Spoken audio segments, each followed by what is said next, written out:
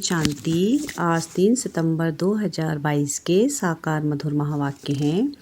मीठे बच्चे, शरीर पर कोई भरोसा नहीं, इसलिए जो शुभ कार्य करना है वह आज कर लो, कल पर नहीं छोड़ो। प्रश्न है आज का, अपना खाना आबाद करने अर्थात मालामाल होने की युक्ति क्या है? उत्तर है इसका, शिव बाबा को अपना वारिस यानी बच्चा बना दो तो वह तुम्हें 21 जन्मों के लिए मालामाल कर देंगे। यह एक ही है जो सबका बच्चा बन सबका खाना आबाद कर देते हैं, परंतु कई डरते हैं, समझते हैं शायद सब कुछ देना पड़ेगा। बाबा कहते डरने की बात नहीं, तुम अपने बच्चों आदि को संभालो, उनकी पालना करो, परंतु याद इस बच्चे को करो तो तुमको लाल कर देगा। अगर इस बच्चे पर बलि चढ़े तो तुम्हारी सेवा करेगा। ओम शांति। इस समय सब सेंटर्स पर जो भी बच्चे बैठे हैं वह जरूर समझते होंगे कि हम शिव बाबा के महावाक्य सुनते हैं और कोई ऐसी संस्था नहीं होगी, क्योंकि शाखाएं तो बहुतों की है ना। भल वह टेप आदि भी भरते होंगे, जहां उन्हों की हेड ऑफिस होगी, जहां उन्हों का गुरु रहता होगा, उनको ही याद करते होंगे। निराकार परमपिता परमात्मा को तुम्हारे सिवाय कोई भी याद नहीं करते होंगे। इस समय संगम पर ही पारलौकिक बाप आते हैं, बच्चों को बैठ परिचय देते हैं और बच्चे निश्चय बुद्धि हो उसी धुन में रहते हैं। परमपिता परमात्मा इस समय ही मुरली चलाते हैं। शास्त्रों में भी है कि कृष्ण मधुवन में मुरली बजाते हैं। मधुवन तो मुख्य है एक, बाकी सब जगह मुरली जाती है। मनुष्यों की बुद्धि में तो है कृष्ण मुरली बजाते हैं, शिव बाबा मुरली चलाते हैं। यह किसकी बुद्धि में कभी आ ना सके, यह किसको पता नहीं है।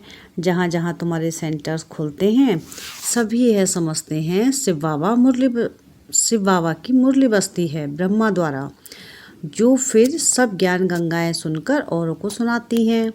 बुद्धि में तो शिव बाबा याद है ना।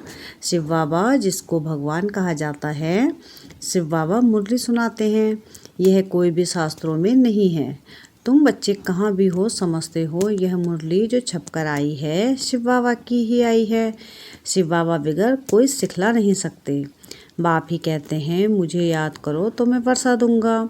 बाबा बच्चों को समझाते रहते हैं कि मामी कम याद करो और कोई भी नाम रूप को याद नहीं करो। साकार बच्चों के फोटो आदि तो जन्म जन्मांतर इकट्ठी करते आए हो, उपासना करते आए हो। देवताओं आदि के चित्र रखना यह सब तुम्हारा छूट जाता है। भक्ति मार्ग में आत्माएं बाप को याद करती हैं। शरीर को तो तब याद करते जब देही अभिमानी बनते हैं। बाप घड़ी घड़ी कहते हैं अपने को आत्मा समझ बाप को याद करते रहो। आत्मा ही पतित दुखी बनी है। आत्मा कहती है मैं महाराजा था, अब रंक बन गया हूँ। तुमको अब स्मृति आई है हम बाबा के बच्चे हैं, बाप से हमने वर्षा पाया था। अब बाप कहते हैं सबको बाप का परिचय दो। इन जैसा शुभ कार्य होता नहीं, इस शुभ कार्य में देरी नहीं करनी चाहिए। शरीर पर तो भरोसा नहीं है, न जवान पर न बूढ़े पर, इसलिए जो कुछ करना है सो आज करना चाहिए। आजकल करते करते काल खा जाएगा। बाप ने कितनी बड़ी हॉस्पिटल कम यूनिवर्सिटी खोली है, जिससे हेल्थ वेल्थ हैप्पीनेस मिलती है। हेल्थ वेल्थ है तो हैप्पी है ही है। निरोगी काया है, धन है तो मनुष्य सुखी है। तो बाप कहते हैं जिसको शुभ कार्य करना है कर लो। सिर्फ 3 पैर पृथ्वी लेकर यह हॉस्पिटल खोलो। सबको बाप का परिचय दो। बाप स्वर्ग का रचयिता है तो जरूर बाप से स्वर्ग का वर्षा मिलना चाहिए। भारतवासियों को वर्षा था ना। इन बातों को भारतवासी सहज समझ सकेंगे। भगवान को ढूंढने के लिए मंदिर है। आर्य समाजी लोग तो देवताओं को मानते ही नहीं, इसलिए समझते हैं यह चित्र आदि जो बनाए हैं यह सब पाखंड है। विघ्न तो बहुत पड़ते रहेंगे। समझाना तो आज सहज है। बाप का फरमान है जल्दी मेरे साथ सगाई तो कर दो। सगाई करने से ही वर्षे के हकदार बन सकते हैं। बाप रूहानी सर्जन हैं, तुम उनके बच्चे कहलाते हो। तो तुम भी सर्जन ठहरे। जरूर आत्माओं को ज्ञान इंजेक्शन लगाना पड़े। मन बना भव। यह बड़े ते बड़ा इंजेक्शन है। बाबा की याद से ही सब दुख दूर हो जाते हैं। योग से पुण्यात्मा बन जाते हैं। योग से पुण्यात्मा बन जाते हो। यह एक ही दवाई है योग की। बच्चा जन्मता है, बाप की गोद में जाता है और वर्षे का मालिक बन जाता है। तुमको अभी पता है कि हम बेहद के बाप से वर्षा लेते हैं, याद से। याद में ही अनेक प्रकार के विघ्न पड़ते हैं, इसलिए याद को पक्का करते जाओ। सिर्फ 3 पैर पृथ्वी के लेकर यह हॉस्पिटल खोलो। यह 3 पैर है ना, नहीं तो ऐसी ऊंच कॉलेज के लिए तो 50-60 एकड़ ज़मीन होनी चाहिए, जहां बहुत मनुष्य आके पड़े। ज्ञान इंजेक्शन लगाते जाएं। गायन भी है कि 3 पैर पृथ्वी के नहीं मिले थे और फिर विश्व के मालिक बन गए। तुम विश्व के मालिक बनते हो ना। 3 पैर पृथ्वी के कोई बड़ी बात नहीं, फिर आहिस्ते आहिस्ते बढ़ता जाएगा। फाउंडेशन लगाया तो कितने सेंटर्स खुल गए, कितने कौड़ी जैसे से हीरे जैसा बनते हैं। करने वालों को ही बहुत फ़ायदा है। बहुतों के कल्याण के लिए हॉस्पिटल अथवा कॉलेज खोले जाते हैं। यह भी ऐसे हैं। बाहर में बोर्ड लगा दो, क्लिनिक फॉर हेल्थ वेल्थ 21 जन्मों के लिए। हिंदी में कहेंगे 100% पवित्रता सुख शांति का चिकित्सालय। परंतु बच्चों में सर्विस करने का शौक नहीं। कुटुंब आदि के जाल को मकड़ी की जाल कहा जाता है। जाल में खुद फंस जाते हैं। बाप आकर रावण रूपी मकड़ी की जाल से निकालते हैं। सतयुग में ऐसे नहीं कहेंगे। यहाँ ही आपे ही अपनी जाल में फंस मरते हैं। यह है ही रावण का राज्य। कितनी बड़ी बड़ी रावण की राज्य है, कितनी बड़ी बड़ी रावण की जाल है। सारी सृष्टि पर सभी शोक वाटिका में बैठे हैं। इस रावण की जाल में सब साधु संत आदि फंसे हुए हैं। अब बाप कहते हैं इन सबको भूल अपने को आत्मा निश्चय करो और सबको यही रास्ता बताते रहो। यह सृष्टि का राज दूसरा कोई बता नहीं सकते। बाप कहते हैं इन सबको छोड़ मामेकम याद करो। याद से ही तुम्हारे सब पाप मिट जाएंगे। शुभ कार्य में देरी नहीं करनी चाहिए। मिसाल भी देते हैं, देरी करते करते मर जाते हैं। फिर भोग पर जब आत्मा आती है तो फिर बहुत रोती है। फिर बोला जाता है देखो तुमने देरी की, आजकल करते करते काल खा गया, अब ज्ञान तो उठा नहीं सकते हो। ऐसे ऐसे उलाहना दिया जाता है। बहुत बच्चे ख्याल करते हैं अच्छा कल यह करेंगे, फिर मर जाते हैं। इसलिए समझाया जाता है ममत्व छोड़ दो। लौकिक संबंधी तुम्हारा कोई कल्याण करने वाले नहीं हैं। यह शिव बाबा अब तुम्हारा बच्चा बनते हैं। कहते हैं तुम मुझे वारिस बनाओ तो मैं तुम्हारी बहुत सेवा करूँगा। इसलिए बाबा पूछते भी हैं आपको कितने बच्चे हैं। मुझे शिव को अपना बच्चा बनाया तो मालामाल हो जाएंगे 21 जन्मों के लिए। कन्या तो अपने घर जाती है, बच्चे के लिए कितना हैरान होते हैं। बच्चा नहीं होता है तो दूसरी तीसरी शादी भी करते हैं। बाप कहते हैं वह लौकिक बच्चे तो तुम्हारी कुछ भी सेवा नहीं करेंगे। यही एक सच्चा बच्चा बनता है, एकदम सबका खाना आबाद करने। परंतु कई डरते हैं कि सब कुछ देना पड़ेगा, क्या होगा। बाप कहते हैं अपने बच्चों आदि की पालना तो करनी ही है, परंतु याद इस बच्चे को करो, यह तो तुमको लाल कर देगा। काशी के मंदिर में जाकर बलि चढ़ते हैं, समझते हैं शिव पर बलि चढ़ने से जीवन मुक्ति मिलनी है। वास्तव में बात यहाँ की है। बाप की बात कहाँ ले गए हैं, कहाँ की बात कहाँ ले गए हैं। अगर तुम इस बच्चे पर बलि चढ़े तो यह तुम्हारी बहुत सेवा करेंगे, स्वर्ग में महल दे देंगे। वह बच्चा तो कुछ भी नहीं करेगा, करके ब्राह्मण आदि खिलाएंगे। मनुष्य दान पुण्य आदि तो करते हैं, सो अपने लिए ही करते हैं। तो यह हॉस्पिटल खोलना कितना पुण्य है। साहूकार लोग तो 10-15 हॉस्पिटल खोल सकते हैं। यह पैसे आदि तो सब खत्म हो जाएंगे। तुम किराए पर मकान लेकर 50,000 में 50 हॉस्पिटल खोल दो, फिर वह आप ही अपने पैर पर खड़े हो जाएंगे। वह आप कितनी सहज युक्ति सर्विस की बताते हैं। गंगा के कंठे पर जाकर सर्विस करो, अपनी पीठ पर या बाबा का परिचय लगा दो। आप यही पढ़ते रहेंगे। देह अभिमान छोड़ना है। कोई साहूकार ऐसे करे तो सब कहेंगे वाह, इनको तो देह अभिमान बिल्कुल नहीं है।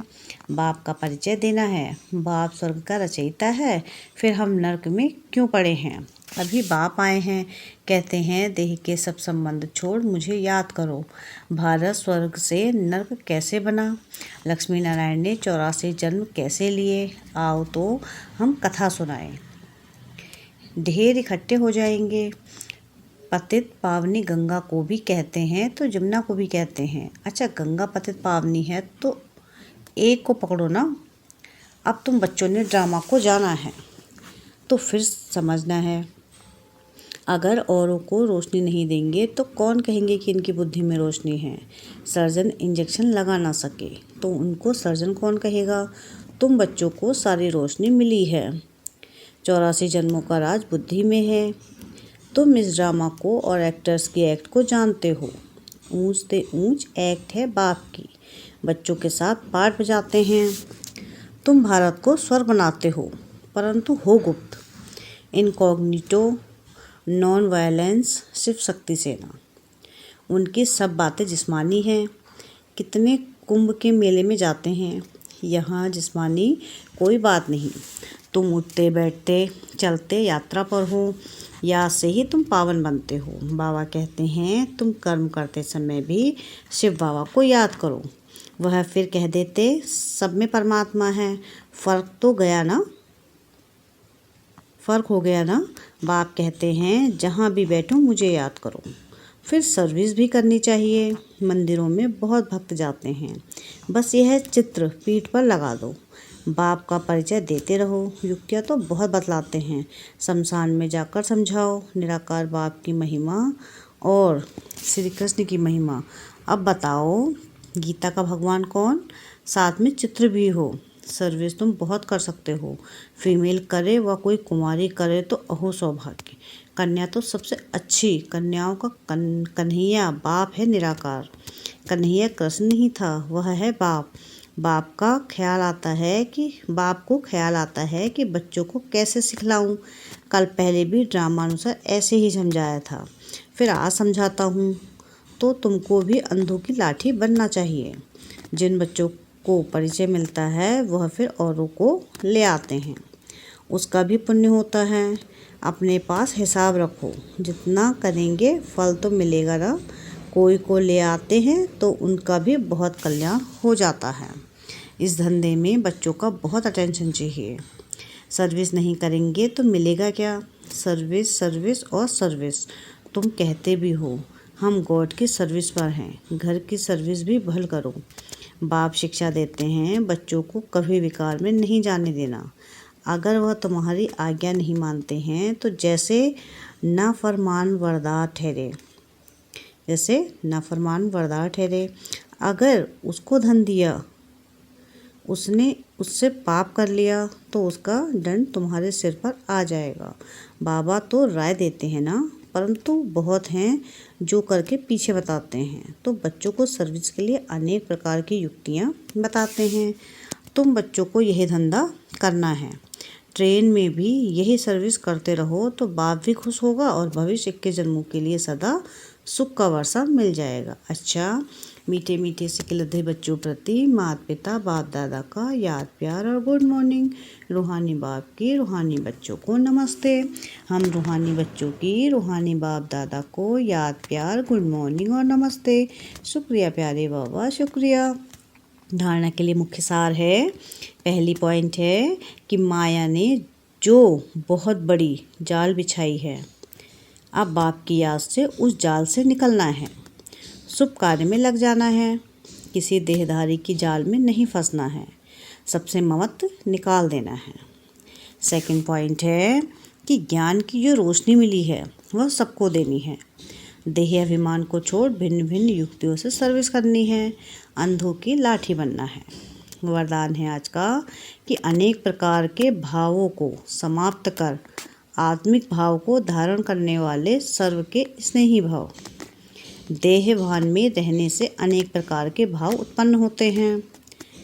कभी कोई अच्छा लगेगा तो कभी कोई बुरा लगेगा। आत्मा रूप में देखने से रूहानी प्यार पैदा होगा। आत्मिक भाव, आत्मिक दृष्टि, आत्मिक वृत्ति में रहने से हर एक के संबंध में आते हुए अति न्यारे और प्यारे रहेंगे। तो चलते फिरते अभ्यास करो, मैं आत्मा हूँ। इससे अनेक प्रकार के भाव, स्वभाव समाप्त हो जाएंगे और सबके स्नेही स्वतः बन जाएंगे। स्लोगन है आज का कि जिसके पास उमंग उत्साह के पंख हैं उसे सफलता सहज प्राप्त होती है। क्या है स्लोगन आज का? कि जिसके पास उमंग उत्साह के पंख है उसे सफलता सहज प्राप्त होती है।